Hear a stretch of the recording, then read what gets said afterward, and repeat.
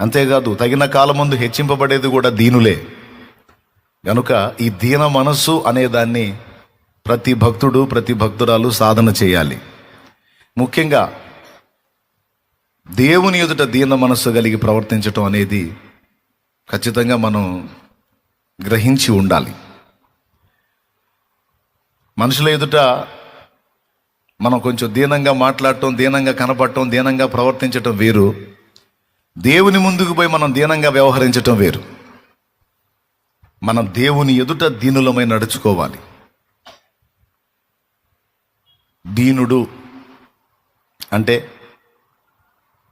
ఆదరణ లేనివాడు, సపోర్ట్ లేనివాడు, ఏమండి, దిక్కు లేని దీనులు, ఏమండి, ఏ దిక్కు లేనివాడు. సహజంగా దీనుడు, అరే పాపం దీనుడు రా, వాడికి ఎవరు లేరురా, అరే రే రే దీనురాలరా, పాపం ఎవరు లేరురా, అన్యాయం రా.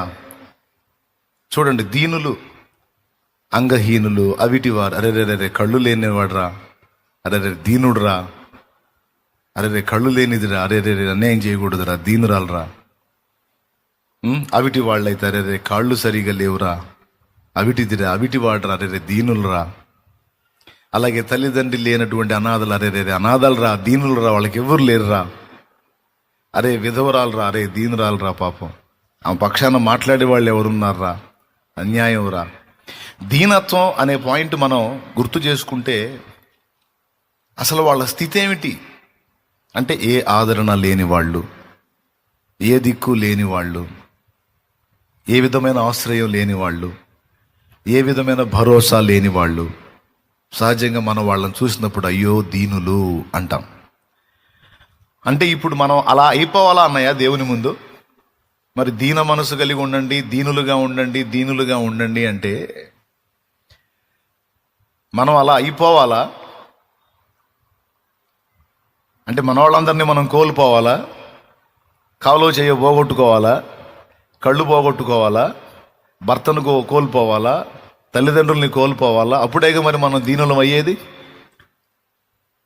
అని ఒకవేళ మీకు సందేహం వచ్చిద్దేమో. అట్లా కాదమ్మా. కాళ్ళు చేతులు నీకు బాగున్నా, కళ్ళు నీకు బాగానే ఉన్నా, దేవుని ముందు దీన మనసు కలిగి ప్రవర్తించుట అంటే ఏంటో ఒక ముక్క చెప్పి నేను తర్వాత అంశంలోకి వెళ్తాను, వినండి.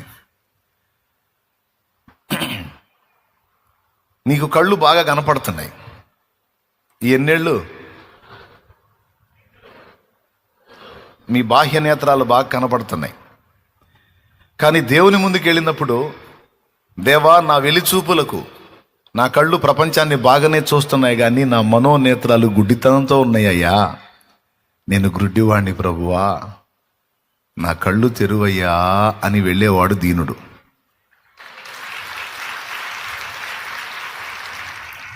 అర్థమైందా? కాళ్ళు చేతులు బాగానే ఉన్నా నా నడతలు క్రమమైనవి కాదు, నా చేతలు క్రమమైనవి కాదు, నేను ఇవన్నీ కలిగి ఉన్నా ఆత్మీయ స్థితిలో అవిటివాడిని, అవిటిదాన్నయ్యా. మరి అందుకే ఆ పాట పాడేది నేను. గుడ్డివాడినయ్య నా కన్నులు తెరువవా, మూగవాడినయ్య నా స్వరము నీయవా. ఎంత మంచి స్వరమున్నా అది దేవుని కోసం వాడబడినప్పుడు ఆ స్వరం ఉన్నా ఆడి బతుకు మూగ బతుకే. దేవుని కోసం వాడబడని స్వరం ఎందుకండి? దేవుడు మెచ్చని స్వరం ఎందుకు? ఉన్నా వట్టితే. కుంటివాడినయ్య నా తోడు నడువవా, దావీదు కుమారుడా నన్ను దాటిపోకయ్యా, నజరేతువాడ నన్ను విడిచిపోకయ్యా. ఇప్పుడు నీవు తప్ప నాకీ లోకంలో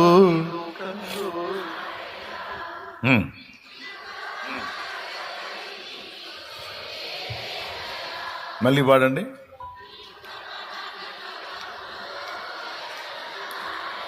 నేను మిమ్మల్ని డౌట్ అడుగుతున్నా, మీకెవరు లేరా? మీకెవరు లేరా? మరి అట్లా పాడుతున్నారు ఏందండి? నీవు తప్ప నాకు ఈ లోకంలో ఎవరున్నారయ్యా అని పాడావేంటి? పాడొచ్చా ఇంతమంది కుటుంబాన్ని కలిగి ఉండి? కాదండి, ఇంత పెద్ద కుటుంబాన్ని కలిగి ఉండి పాడొచ్చా? పాడొచ్చు. అదే దీనత్వం. ఎంతమంది ఉన్నా ప్రభువా నీతో సాటిరారుగయ్యా.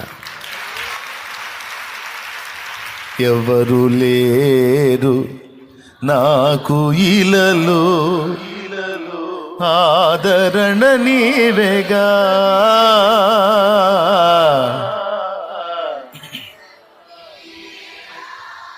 పాయింట్ అర్థం చేసుకోండి. ఎంతమంది అయినా ఉండొచ్చు, కానీ ఎంతమంది ఉన్న మనుషులే. మనుషులు మనల్ని భరించలేరు, మనుషులు మనల్ని మోయలేరు. కన్న తల్లి అయినా, కన్న తండ్రి అయినా, కట్టుకున్న భర్త అయినా, కట్టుకున్న భార్య అయినా, కడుపును పుట్టిన పిల్లలైనా, ఎంతమంది ఉన్నా మనల్ని అన్ని విధాలా మోసే దమ్ము ఎవరికి లేదు. హైదరాబాద్లో మా అక్కాయి కరెంట్ షార్ట్ కొట్టి చచ్చిపోతుంది. మా అమ్మ ఇక్కడ పూజలు చేస్తూ ఉంది నరసరావుపేటలో. నరసరావుపేటలో మా అమ్మ పొంగళ్ళు పెడుతుంది. పొంగళ్ళు సంక్రాంతి పండుగ, పెద్దల పండుగని బట్టలు తీసుకొచ్చి పెట్టి పొంగల్ పెడతారు కదా, పొంగల్ పెడుతుంది మా అమ్మ. ఇక్కడ ఏం పొంగల్ కార్యక్రమం ఉంది, అక్కడ చచ్చిపోతుంది. అయిపోయింది. అంతా రెడీ అయ్యి పూజా కార్యక్రమాలన్నీ ముగించుకొని ఇక అన్నం తినబోయే సమయానికి ఫోన్ వచ్చింది. ఇట్లా ఫలానా ఫలానా అంట అమ్మాయి కరెంట్ షార్ట్ కూడా చచ్చిపోయిందని చెప్పి ఫోన్ వచ్చింది. అంటే ఇప్పుడు మరి మా అమ్మ ఉందిగా, మా నాన్న ఉన్నాడుగా, మేమందరం ఉన్నాం కదా, ఆమెకి భర్త పిల్లలు కుటుంబం అంతా ఉంది కదా. అదేది అందుకే పాట పాడుకున్నాను.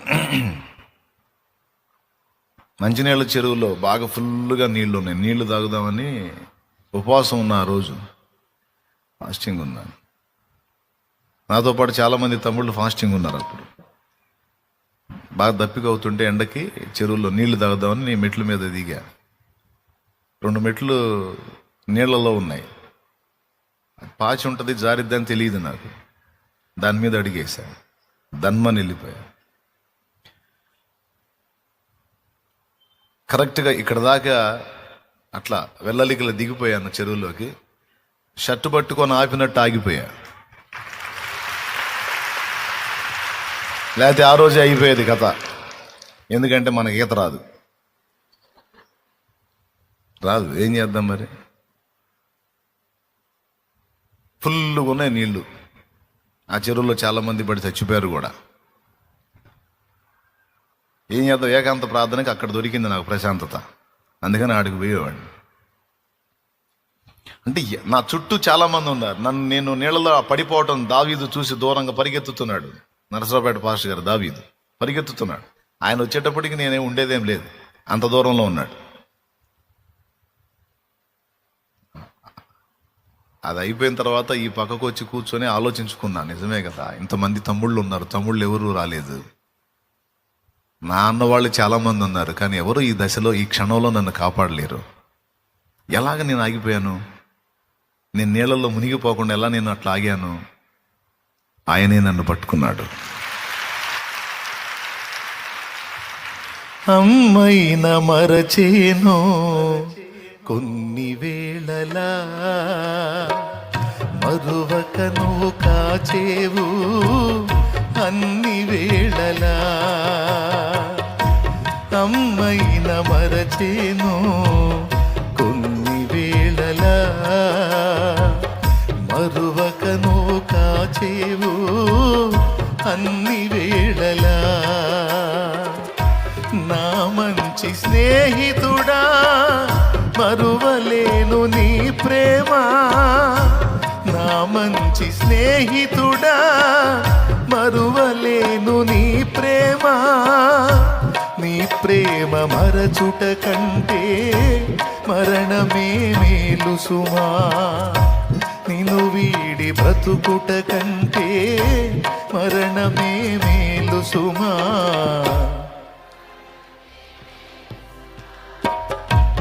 యేసుని అనురాగం నిజమైన మమకారం చూపునా ఎవరైనా. బ్రతుకులో దొరుకునా ఎందైనా ఈ జగతిలో యేసుని. ఆగు, ఇప్పుడు రెండో చరణం వాడు. నా వారు ఎవరున్నా నీ తోడు సరిరారు, చేసి ఉన్న బాసలను. నీ ప్రాణానికి నా ప్రాణం అడ్డు అంటారు. ప్రాణాపాయం కలిగినప్పుడు అడ్రస్ కూడా దొరకరు. దీన్ని బట్టి ఆలోచించండి. సర్వకాల సర్వావస్థల యందు మనల్ని కంటికి రెప్పలా కాచుకునేవాడెవరు? మనల్ని అర్థం చేసుకునేది ఎవరు? గుండె చెదరిన వేళ మనల్ని ఖచ్చితంగా ఆదరించేది ఎవరు? భయము మనల్ని కమ్మిన వేళ మనల్ని ధైర్యపరిచేవాడెవరు? శత్రువు నిన్ను తరిమిన వేళ నీ పక్షాన నిలిచేవాడెవరు? కృంగుబాటు, నిరాశ, నిస్పృహ నిన్ను ఆవరించినప్పుడు నిన్ను లేవనెత్తేవాడెవరు? ఎంతమందికి ఉంది అనుభవం? కన్ఫామ్గా అదే. కాబట్టి నా వారెంతమంది ఉన్నా నీ తోడు సరిరారు. చాలామంది ప్రమాణాలు చేస్తారు, పెళ్లినాటి ప్రమాణాలు, తర్వాత జీవితంలో భార్యాభర్తలుగా ఉన్నప్పుడు ప్రమాణాలు. నీకోసం నేను ఉంటాను, నీకోసం నేను అంత చేస్తాను, నీకోసం నేను ఇంత చేస్తాను, నువ్వంటే నాకు అంత ఇష్టం, నువ్వంటే నాకు అంత ప్రేమ, నువ్వంటే నాకు అది, నువ్వంటే నాకు ఇది, నువ్వంటే లవ్వు చెవులో పువ్వు అని చెప్పి చెబుతూ ఉంటారు. ఇవన్నీ ఏదో కథ నడవటానికి నాటకాలు తప్ప ఒరిజినల్గా మాట్లాడితే సరైన సన్నివేశాల్లో ఒక్కొక్కళ్ళ రంగు బయటపడిద్ది. సరైన సన్నివేశాలు రావాలి, అప్పుడు బయటపడిద్ది ఒక్కొక్కళ్ళ రంగు. ఏం చేద్దాం మరి? ఈ లోక నటన కదా, నడవాలి కదా. ఒకళ్ళనొకళ్ళు మాయ చేసుకొని బతకటం ఒరిజినల్గా మాట్లాడితే. దేవునికి స్తోత్రం. ఏమండి?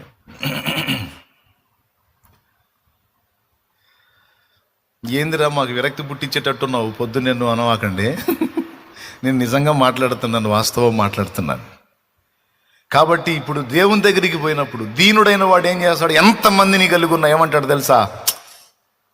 నాకెవ్వరూ లేరు ప్రభా, నాకు నువ్వే అనుకుంటా పోతాడు. ఎవరన్నా ఉన్నారు అనుకుంటే వాళ్ళ దగ్గరికి పోతాను నేను. నాకెవరూ లేరనుకున్నాను కాబట్టి నేను ప్రతి దానికి నీ దగ్గరికే వస్తున్నాను ప్రభా. ఇది దేవుని ఎదుట దీన మనస్సు కలిగి నడుచుకున్నట. ప్రతి విషయమునకు దేవుని దగ్గరికి వెళ్ళుట, దేవుని మీద ఆధారపడుట, దేవుని ఆశ్రయించుట, దేవుని వెతుక్కొనుట. దేని విషయంలో కూడా ఇక వాళ్ళు వీళ్ళు అన్నది చూడకుండా, ఎవరున్నా లేకున్నా నాకు నువ్వే దిక్కు అని, చేతులు కాళ్ళున్నా సరే నన్ను నడిపించాల్సింది నువ్వే, నాకు చేయూత నువ్వే. కళ్ళు నాకున్నా సరే, ఈ కళ్ళు కాదు, నా మనోనేత్రాలు వెలిగించాల్సింది నువ్వే. కాబట్టి నేను అన్ని విషయములలో దీనుడను తండ్రి, దీనురాలిని తండ్రి అని దేవుని ఎదుటికి వెళ్ళుట, దీన మనస్సు కలిగి ప్రవర్తించుట. రక్షణ విషయంలో నువ్వే దిక్కు, ఇహ సంబంధమైన జీవన వ్యవహారాల్లో నువ్వే దిక్కు, కృంగుబాటులో నువ్వే దిక్కు, ధైర్యం చెడిన వేళ నువ్వే దిక్కు, రోగము కలిగిన వేళ నువ్వే స్వస్థత. బలహీనత వచ్చింది, డబ్బంటే పెడతారు, రోగాన్ని తగ్గిస్తారా? డాక్టర్ చేతులు ఎత్తేసాడు అనుకో, బెడ్ మీద గుట్టగొట్లాడుతుంటే నిలబడి చూస్తారు, ఏడుస్తారు తప్ప ఇంకేం చేయలేరు. అదే ఏసై అనుకో, లే అన్నాడంటే లెగుస్తావు నువ్వు.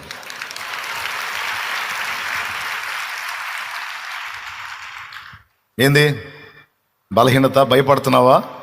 భయపడవాకు, నేను నిన్ను స్వస్థపరుస్తున్నా అన్నాడంటే బాగుపడతావు నువ్వు. మారిపోయింది నీ రిపోర్ట్, మారిపోయింది నీ జీవన విధానం, నీ లైఫ్ ముఖచిత్రం, జీవితం ముఖచిత్రం మారిపోయింది. అందుకే నేను నేర్చుకున్నది మీకు నేర్పుతున్నా, నేను నేర్చుకున్నది మీకు నేర్పుతున్నా. దేవుని ఎదుట దీన మనస్సు కలిగి ప్రతి విషయమందును ఆయనను ఆశ్రయించుట అనేది నీవు చేయగలిగితే దేవుని ఎదుట దీన మనస్సు కలిగి ప్రవర్తించిన వాడివి, ప్రవర్తించిన దానివి అవుతావు. అర్థమైందా? నాకు బోళ్ళంతమంది ఉన్నారులే, వీళ్ళు ఉన్నారు, వాళ్ళు ఉన్నారు, మా ఆవిడ ఉంది, మా ఆయన ఉన్నాడు, అబ్బాయి వాళ్ళు ఉన్నారు, అమ్మాయి వాళ్ళు ఉన్నారని ఎవరిని ఆధారం చేసుకున్నా నువ్వు దీన మనసు కలిగి లేనట్టు. నాకు మా యజమాని ఉన్నాడు, నాకు నేనంటే ఎంత ఇష్టమో, నా కోసం ఏమైనా చేస్తాడు. ఇవన్నీ పక్కన పెట్టు. మంచోడు బుద్ధి మాంసం దగ్గరని కొన్ని సన్నివేశాల్లో కానీ ఒక్కొక్కళ్ళ సంగతులు బయటపడవు. ఒకవేళ ఏ మనిషికైనా అంత మమత నీ మీద కలిగింది, ఏ మనిషి అయినా అంత మమత నీకు చూపించాడంటే అది కూడా ఆయన కృపతోనే. ఆ మనిషికి నీ మీద ఆ మమత పుట్టించి, నీ మీద ఆ దయ పుట్టించి, నీకంత సాయం అవతలి వాళ్ళు చేసే పరిస్థితి ఉందంటే అలా చేపిచ్చిన వాడు మరుగునున్నాడు. నువ్వేం చేస్తావు? చేసిన వాళ్ళని చూస్తావు, కానీ చేపిచ్చినోడిని చూడవు. చేపిచ్చినోడిని చూడాల, కథ ఆయనది. సహాయకుడు ఆయన, నీ మీద మమత పుట్టించేది ఆయన, దయ పుట్టించేది ఆయన, కనికరం పుట్టించేది ఆయన, నిన్ను బాగు చేసేది ఆయన, బ్రతికించేది ఆయన. నాకు భలే సమస్య వచ్చిందన్న మా అన్నయ్య సడన్గా వచ్చి భలే ఆలోచన చెప్పాడు నాకు. అసలు భలే ఐడియా చెప్పాడు. మా అన్నయ్య నీ బొంద మిన్నాయకు అంత తెలివి లేదు. మిన్నాయకు ఐడియా ఇచ్చి పంపించింది పెద్ద అన్నయ్య. దేవునికి స్తోత్రం. నేను చెప్తున్నా, ఆపత్కాలమందు నిన్ను ఆదుకొనడానికి కావలసిన ఆలోచనను చెప్పువాడు ఆయన. మనుషుల్నే వాడుకుంటాడు, ఆ మనుషుల ద్వారా. శాలేమన్నా, అన్నా నువ్వు చెప్పిన మాటలతో బతికానన్నా, లేకపోతే నేను చచ్చిపోయేదన్నా, నేను చచ్చిపోయేవాడిని అన్నా. వందనాలు తమ్ముడా, వందనాలు చెల్లెలా. అసలు నువ్వెవరో శాలేమన్నకు తెలుసా? నీకేమన్నా ఆయన ఫోన్ చేసి ఆ మెసేజ్ పెట్టాడా నీకు? ఫుల్ మెసేజ్ విన్నావో, షార్ట్ మెసేజ్ విన్నావో? నువ్వున్న ఆ పరిస్థితుల్లో శాలేమన్న నిన్ను గుర్తెరిగి శాలేమన్నే నీకు పంపించాడా? అది కాదు. పరమశాలేమురాజు చూశాడు నిన్ను. పరమశాలేమురాజు చూశాడు నిన్ను. మహానుభావుడు ఆయన చూశాడు. నీ కృంగుబాటు, ధైర్యం చెడిన నీ స్థితి, వేదన, నువ్వు చేసుకుంటున్న ఆత్మహత్య ఆలోచన, ఇవన్నీ ఆయన చూశాడు. చూసి ఈ మనిషికి సరిపోయినటువంటి మాట ఏదైతే ఉందో ఆ మాట నా నోట పలికించింది ఆయనే. అది నీ దగ్గరకు వచ్చేటట్టు చేసింది ఆయనే. మరుగునుంటాడండి, ఏమీ తెలియనట్టు మరుగునుంటాడు. అసలు నాకేం సంబంధం లేదన్నట్టు మరుగునుంటాడు. మొత్తం కథ అంతా ఆయనే చేస్తాడు. ఇది రా తల్లి అసలు విషయం, అది రా తల్లి, అదమ్మా. ఇప్పుడు చెప్పండి అమ్మా, ఎవరమ్మా? సర్వకాల సర్వావస్థల యందు కంటికి రెప్పలా నిన్ను గాచుకుంటుంది ఎవరమ్మా? శాలేమన్నా. కోటం అయిపోయిందంటే అడ్రస్ కూడా చెక్కాడు. అన్నా అన్నా అంటే కూడా చంపాడు పడి. మరి అందరికీ సమాధానం చెప్పాలంటే ఇక అందరూ కూర్చోబెట్టి నన్ను మీరు ప్రార్థన చేయాల్సి వచ్చింది. అందరితో మాట్లాడి ప్రార్థన చేసి అడ్డం పడతాను నేను. ఇక మీరు కూర్చోబెట్టి ప్రభువా నీ దాసుని యేసు నామములో లేపునాయనని ప్రార్థన చేయాల్సి వచ్చింది. నేను ఎక్కడ తట్టుకుంటానండి ఇన్ని వేల మందిని? ఇంతమందిని కాదు, ఇంకా ఇంతమందిని కాదు, ఇంకెంతమందినైనా మోయగలిగిన వాడు ఆయన.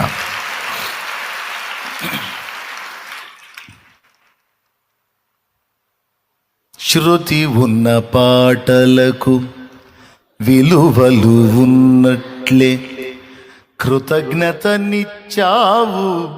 కృపలో నిలిపావు. కృంగిన వేళలో నన్ను లేవనెత్తిన చిరునామా నీవేగా. కృంగిన వేళలో నన్ను లేవనెత్తిన చిరునామా నీవేగా. నీ కృప నిత్యముండును, నీ కృప నిత్య జీవము, నీ కృప వివరింప దేవునికి మహిమ. ఇప్పుడు చెప్పండి, దేవుని ఎదుట దీన మనసు కలిగి నడుచుకున్నట్టు అర్థం ఏంటి? మొట్టమొదటి మాట, ప్రతి విషయమునకు నీకెన్ని అవకాశాలు, ఎంతమంది సపోర్టు నీకున్నా ఇవన్నీ వట్టివి నాయన, నాకు నువ్వే దిక్కు అని ఆయన ముందుకు వెళ్ళుట, ఆయన మీద ఆనుకొనుట, ఆయన మీద ఆధారపడుట. ఒకవేళ నీకేదన్నా ప్రయోజనం కలిగినా ముందు ఆయననే మహిమపరచుట. అన్నా శాలేమన్నా నిజంగా చాలా సాయం చేసావన్నా నువ్వు అనకూడదు. ఫస్ట్ ఏసై దగ్గరికి వెళ్ళి, ఏసయ్యా నీకు వందనాలయ్యా, ఎంత సాయం చేసావు తండ్రి నువ్వు అనాలి. ఏ ప్రయోజనం నువ్వు పొందినా, ఏ మేలు పొందినా, మొదట ఆ మనిషిని వాడుకొని నీకు సాయం చేసింది నా తండ్రి కనుక, నా ప్రభువు కనుక మొదటి స్తుతి, మొదటి మహిమ, ఘనత, ప్రభావం నా ప్రభువుకే చెందాలి. అది దీన మనసు కలిగి ఆయన ఎదుట ప్రవర్తించుట. మైకేల్ ఫారడే కనుగొన్న సిద్ధాంతాన్ని బట్టి రాజు ప్రశంసించి ఆయనను గూర్చి పొగడి పొగడి మాట్లాడుతుంటే స్టేజి మీద లేడు మైకేల్ ఫారడే. రాజు ప్రశంసించి మాట్లాడుతుంటే మైకేల్ ఫారడే లేడు అక్కడ.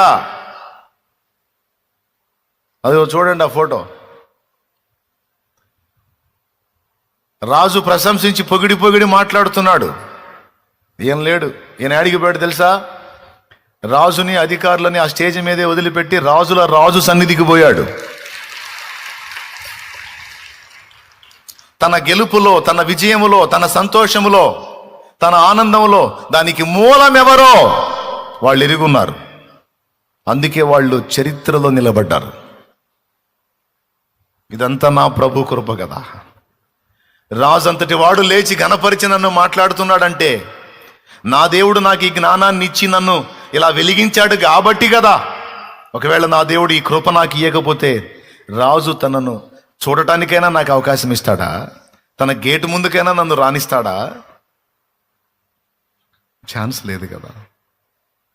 కానీ భూరాజులు నన్ను మహిమపరిచేటట్టు